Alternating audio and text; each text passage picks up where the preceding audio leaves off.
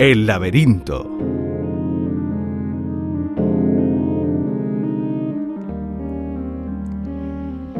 Debemos pensar humildemente que son pocos realmente los que ya están en el verdadero camino mágico del alma, desarrollando la intuición y la entrega más absoluta, gobernando el propio ego y dejando que sea el alma y su propósito vital los que lleven las riendas de su vida, de su expresión más pura y trascendente dentro del gran plan o la gran obra, como se conoce en la tradición antigua.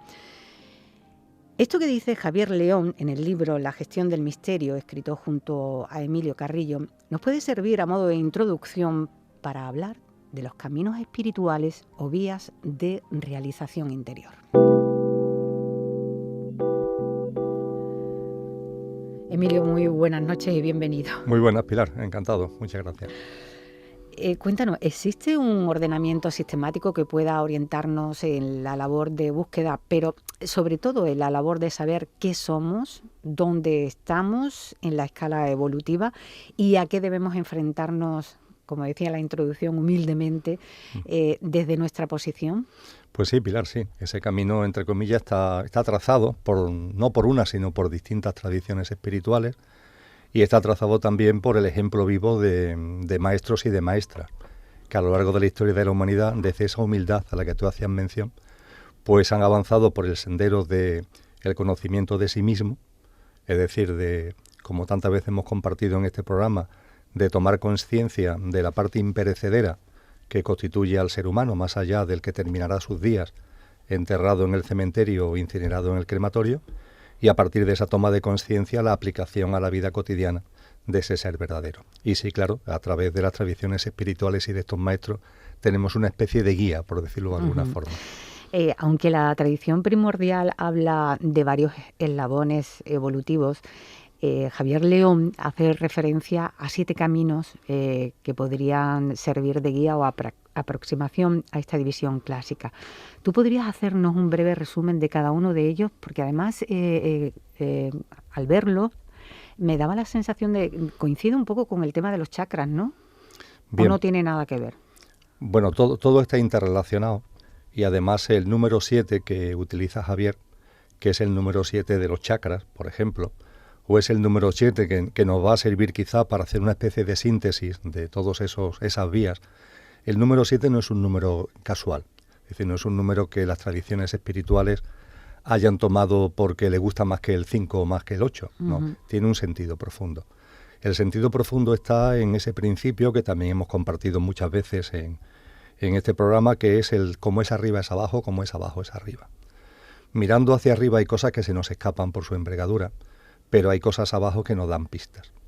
Bien, mirando hacia abajo, hoy sabemos, por ejemplo, y no me preguntes por qué, hace miles de años esto lo sabía, hoy sabemos que lo que es la estructura atómica se basa precisamente en 7 niveles.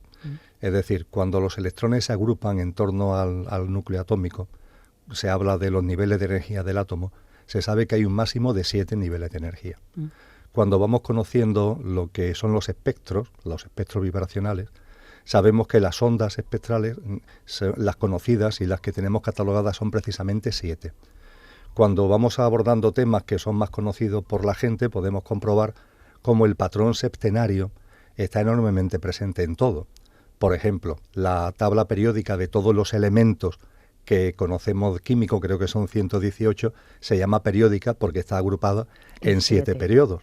Si analizamos los 118 elementos, cada uno es cada uno, pero si vamos analizándolo por fases, vemos que hay 1, 2, 3, 4, 5, 6, 7, y el 8 tiene unas singularidades parecidas a la del primero de la serie anterior. A partir de ahí comienza otra serie y el que hace 8 vuelve a tener un parecido con el primero de la serie anterior. Es lo que pasa en la música. El do, re, mi, fa, sol, la, si, y do, que es la octava, tiene un parecido con el primero del patrón septenario anterior. Entonces, cuando hablamos del 7, y Javier hace referencia a 7 caminos, y yo para sintetizarlo voy a hacer referencia a la Constitución Sextenaria, tenemos que ser conscientes que el número 7 no es un número cualquiera porque por algún motivo que yo desconozco, pero está presente en la naturaleza, y desde tiempos inmemoriales, sabios y sabias han dicho, bueno, pues si está en lo pequeño, vamos a analizar lo que se nos puede escapar más también desde un patrón sextenario. El caso del ser humano, por eso se habla de una constitución sextenaria, la evolución de las humanidades, porque en estas tradiciones se dice que la humanidad evoluciona a través de 7 fases, de 7 humanidades, cada una de ellas con 7 subperiodos o humanidades, e incluso ante ese gran debate que tiene la ciencia de cuántas dimensiones hay en el universo, estas tradiciones hablan de 7 grandes dimensiones en el universo. Bien, dicho todo esto, cuando nos miramos a nosotros mismos, Pilar, tenemos que ser conscientes de que tenemos muchos componentes, pero pueden ser agrupados en 7. Y cada uno de esos componentes, con independencia de que tiene una funcionalidad, cada uno desde el punto de vista de nuestra perspectiva y de nuestra práctica, nos abre una puerta a la evolución espiritual y a la evolución en consciencia. Por supuesto que los sabios que nos han dicho que de esos componentes hay 3 que son imperecederos y que lo que deberíamos hacer es vivir con la consciencia en esos componentes imperecederos, que es lo que en el cristianismo, que quizás para la mayoría de los oyentes es la tradición cultural más reconocida, es lo que se llama alma y espíritu, la dimensión espiritual, álmico-espiritual. Cuando Pablo de Tarso dice el ser humano es, en la primera carta a los tesalonicenses, el ser humano es cuerpo, alma y espíritu. El alma y el espíritu tienen que ver con ese ser superior. Y lo que se nos invita es a vivir en consciencia y una práctica de vida que esté la consciencia en ese ser superior, es decir, en lo imperecedero, con lo que la vida se ve de otra forma, porque la estás viendo, por ejemplo, desde un componente del ser humano que es inmortal, que no conoce la muerte. Eso transforma muchas cosas enormemente, la visión de la muerte, la visión de la vida. Pero es que a su vez los componentes perecederos, que fundamentalmente son el componente energético o etérico, donde están los chakras que tú antes citabas, el cuerpo físico, el mundo emocional y el mundo mental, el equilibrio, la armonización de cada uno de estos componentes, a su vez también son como vías que nos permiten ir adquiriendo una vida más consistente, una vida más plena, una vida más realizada. La vitalidad que aporta el cuerpo etérico, la armonía que podemos tener desde un punto de vista del cuerpo físico, un cuerpo físico que esté realmente a nuestro servicio, a nuestra disposición, que esté sano, que esté con fuerza, el saber cómo precisamente conociendo nuestro cuerpo físico podemos adquirir esa armonía y ese equilibrio. Eso puede parecer teóricamente que está muy alejado de la espiritualidad, pero los sabios nos han dicho no, eso también forma parte del camino espiritual. Y no digamos ya todo lo que tiene que ver con el mundo emocional y con el mundo mental, ¿no? Que la armonía, para que esas turbulencias emocionales o mentales, para que esas perturbaciones no nos saquen de quicio y nos impidan vivir la vida de verdad, es fundamental esa armonía.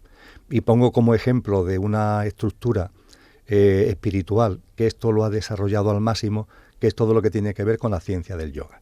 Es decir, el yoga, todo lo que son los tipos de yoga, precisamente se trata de darle armonía y equilibrio a cada uno de estos componentes, por eso hay distintos tipos de yoga, y todos ellos se agrupan dentro del famoso Raja Yoga, que es el yoga de los yogas, donde lo que se intenta es ir tocando a la vez cada uno de estos elementos. Cada uno es un camino, pero todos a su vez forman parte del gran camino. Esto Javier lo desarrolla mucho más en el libro, va introduciendo connotaciones y aportaciones de otras tradiciones espirituales, pero en definitiva ese es el telón.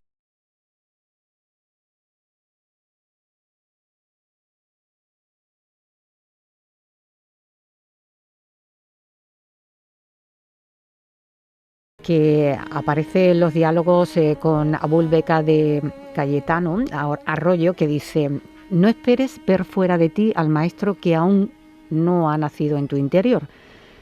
Puede pasar todos los días frente a ti y no reconocerlo. Puede estar todos los días junto a ti y no verlo. ¿Qué papel juegan hoy por hoy los maestros espirituales? Pues mira, te agradezco mucho, Pilar, antes que nada que menciones a Cayetano Arroyo. Una persona nacida y que desarrolló toda su vida en Ronda, en la provincia de Málaga, y bueno, murió ya hace casi 30 años, ¿no? Pero que está reconocido como un gran maestro. Y de hecho tuvo iniciativas tan importantes como la que dio lugar con el paso del tiempo a lo que conocemos como Editorial Sirio. El primer libro que publicó la Editorial Sirio, la editorial malagueña, es precisamente los diálogos de Abul Beca de Cayetano Arroyo. Entonces Cayetano, desde su maestría, también desde su humildad, brinda con nosotros este llamamiento a que ha llegado el momento en la evolución de la humanidad en la que no estemos mirando hacia afuera buscando a alguien que nos vaya a coger de la mano y nos vaya a llevar por el camino. Para decirlo de una forma muy coloquial y sintética, todo lo que los maestros podían aportarnos ya lo han aportado. Y en esta época en la que la información, los datos están a nuestra disposición por completo, yo diría que más que nunca.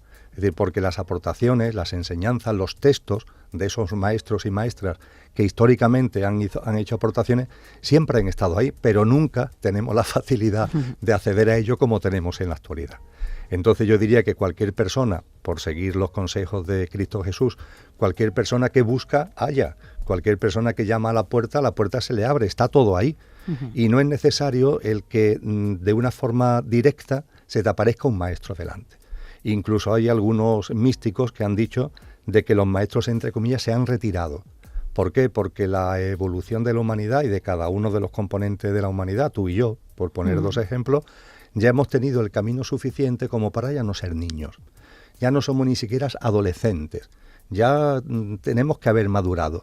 Y claro, cuando hemos madurado ya llega el momento de soltarte de la mano y llega el momento que cada uno, en definitiva, vaya focalizando, encontrando y practicando la maestría desde su interior.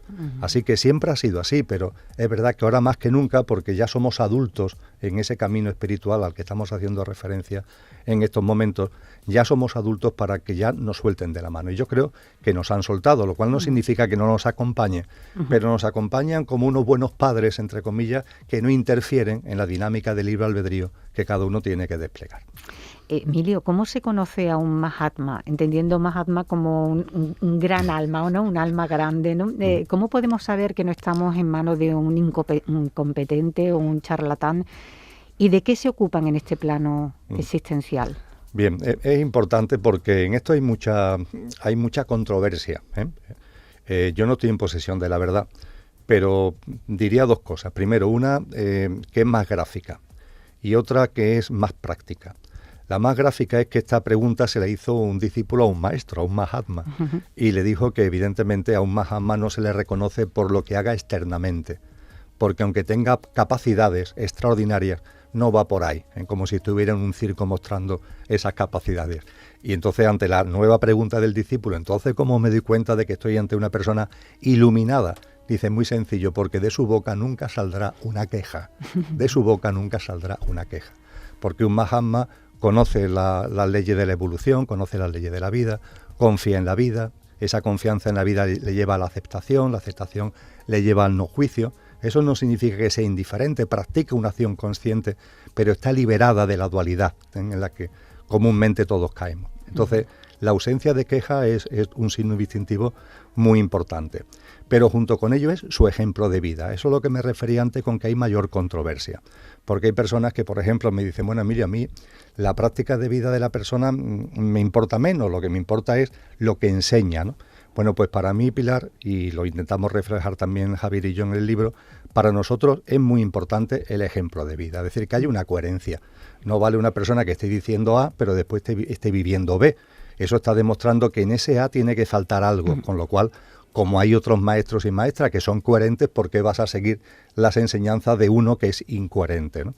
Con lo cual ya llevamos dos pistas muy importantes, ¿no?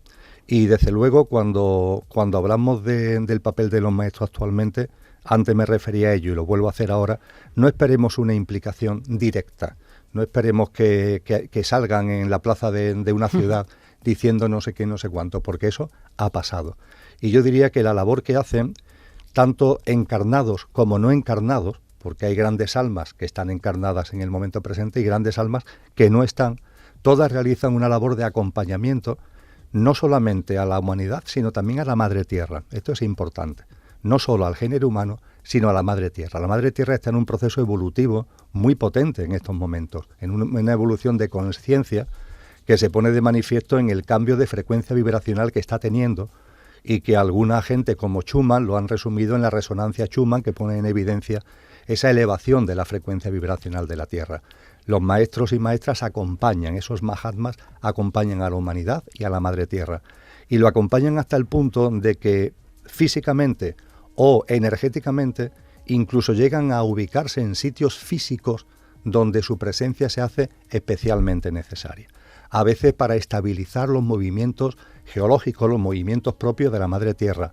A veces para acompañar a colectivos humanos que por circunstancias están viviendo momentos muy extremos. por catástrofes naturales, por circunstancias bélicas.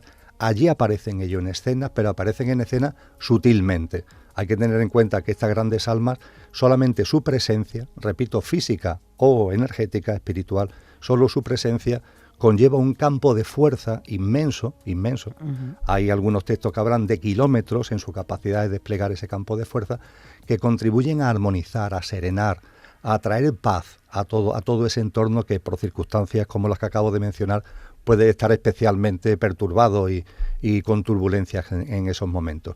Y esto, y termino, no es una exageración, porque se ha comprobado, y ninguno de nosotros somos mahatmas, entre comillas, pero se ha comprobado cuando un ser humano, por ejemplo, realiza una práctica matinal o por la tarde, da igual, de silencio, de introspección, de lo que comúnmente, aunque el término no es correcto, pero en fin, llamamos meditación. Eso genera una onda que está incluso medidas a niveles de personas y que llega a un radio de hasta 500 metros. Es decir, es como esa presencia de esa persona, lo que esa persona logra en esa práctica de introspección, está generándose en ella, pero a partir de ella irradia hacia afuera una onda de una frecuencia vibracional de serenidad, de tranquilidad y de paz que llega hasta medio kilómetro. Bueno, pues cuando hablamos de Mahatma estamos hablando de esto, pero enormemente potenciado, claro.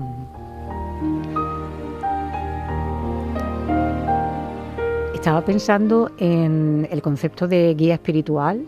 ¿Tiene que ver algo con los maestros? ¿No tiene nada que ver? Porque, bueno, ¿existen realmente los guías espirituales? ¿Cuál es el papel? Porque, bueno, conozco gente que me habla de tener guías espirituales, ¿no? Cuando hablamos de guía espiritual podemos hablar de varias cosas. En primer lugar, de estos Mahatmas que estamos hablando, es decir, hacen una función de guía. No es una función, como acabamos de comentar, de cogerte de la mano, pero sí realizan una función de guía. Por supuesto, hay otra función de guía espiritual, que son esos grandes personajes que están ahí y que para muchas personas nos sirven de referencia y hacen de guía. En mi caso es Cristo Jesús, pongamos por caso, para otra persona puede ser Siddhartha Gautama Buda, ¿no? Y son referentes que por sus enseñanzas y por su obra nos sirven de guía. Pero es más, tenemos que tener en cuenta que nosotros tenemos una dimensión álmica, y cuando muchas veces se hace referencia en el mundo esotérico a mi guía, que dice alguna gente, se está haciendo referencia a cómo hay grupos de almas, que tienen como un referente álmico dentro de ese grupo de almas. Esto es complicado de explicar, pero deberíamos atender para poderlo entender al hecho de que antes de que se individualice un alma, que es lo que encarna en una forma de vida con autoconsciencia como es un ser humano, las almas son grupales, es decir, un alma tiene capacidad para encarnarse en varias formas de vida, mineral, vegetal o animal. A partir de ahí, esas almas grupales, dentro de ellas se va produciendo un proceso evolutivo y es como una rama de un árbol que le van saliendo hojas. Pero claro, la rama siempre está ahí como telón de fondo. Ya ha salido la hoja, ya hay un alma individualizada que está encarnada en Pilar, que está encarnada en Emilio, en quien sea. Pero hay un grupo de almas que han salido de esa rama y otro grupo de almas que han salido de otra rama y otro grupo de almas que han salido de otra rama. Y podríamos decir que esa rama, de alguna manera, está ahí siempre presente. Muchísima gente no lo percibe, pero hay personas que lo perciben y a esa influencia de ese alma mayor, por decirlo de alguna manera, es a lo que suelen llamar guías espirituales.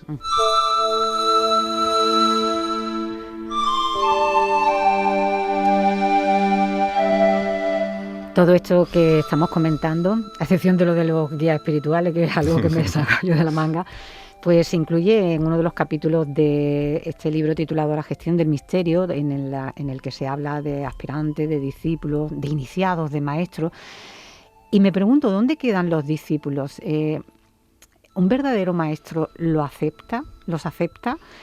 ¿Y qué características son las que definen a un buen chela, que es como le denomináis en el libro al discípulo, ¿no? Bueno, un maestro, entre comillas, no acepta a cualquiera como discípulo, porque sería una especie de pérdida de tiempo. Entonces, para que históricamente, ya estamos hablando ya no solamente de lo que ahora hemos dicho, que ya los maestros no tienen un papel tan de influencia directa, pero hablando en términos históricos, los maestros se han caracterizado porque, entre comillas, son selectivos a la hora de la elección de los discípulos. Pero hay que entenderlo en un sentido que es diferente al que se le suele dar.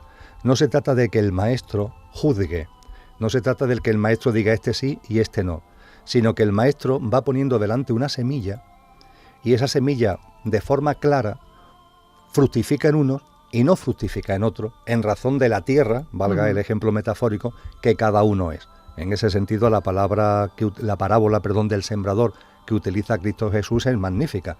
Ahí va el sembrador echando la semilla. No hace distingos, pero es consciente de que esa semilla va a caer en distintos tipos de tierra y solamente una es la válida para que germine de forma estable y de forma creativa. El maestro lanza su semilla y a partir de ahí simplemente lo que tiene que hacer es observar el efecto que esa semilla produce en uno y produce en otro. Y se entiende como discípulo aquel en el que la semilla del maestro fructifica. Por tanto, no se trata de que el maestro esté ahí, repito, juzgando, ¿no?, con una especie de castigando o premiando. No es un tema más espiritual, que tiene que ver más con la conciencia. Y las características del Chela, hay un amplio listado, pero yo diría que hay dos que son fundamentales, Pilar. La primera, importantísima, la sed. La sed de verdad. Sí, por decirlo de una forma muy gráfica, metafórica. El hambre, ¿no? Como decimos, el hambre. Sí, pero yo prefiero la sed. La sed. Pero vamos, es perfectamente válido el hambre. Tener sed, tener hambre. Es decir, el que ese buscad y hallaréis, ese ansia por saber, ese ansia por profundizar en las cosas, por no quedarse en la superficie, por no quedarse en el entretenimiento lelo, en la distracción tonta del día a día, ¿no? El querer más, el saber más del mundo, de él mismo, ese ansia que, aunque sea un término muy grandilocuente, pero sería una ansia o una sed de verdad. Eso es fundamental, es imprescindible. Ese ansia, esa sed, ese hambre es imprescindible. Y junto con eso, absolutamente imprescindible a su vez, la humildad. Y a su vez, cuando hemos dicho que el maestro echa la semilla, uno de esos elementos fundamentales para que se entienda que esa semilla fructifica es que se ponga en evidencia que es un alma noble y es un alma humilde, porque hay un riesgo con muchos de estos conocimientos, Pilar, y es que el orgullo, la soberbia, el engolamiento, que lo llamaba San Juan de la Cruz, está ahí a la vuelta de la esquina, y hay personas que en cuanto que empiezan a avanzar un poquito y a tener cierta sabiduría o ciertos conocimientos, se le empieza a subir a la cabeza, empiezan a mirar a los demás por encima del hombro, y evidentemente no hay nada más no hay algo que un maestro quiera evitar más que algo semejante. Entonces, la sed y la humildad, yo diría que la sencillez, ¿no? Dice, gracias Padre, porque has enseñado estas cosas a la gente sencilla y se lo has ocultado a los sabios y entendidos, entendiendo por sabios y entendidos los que caen en el orgullo, los que caen en el engolamiento.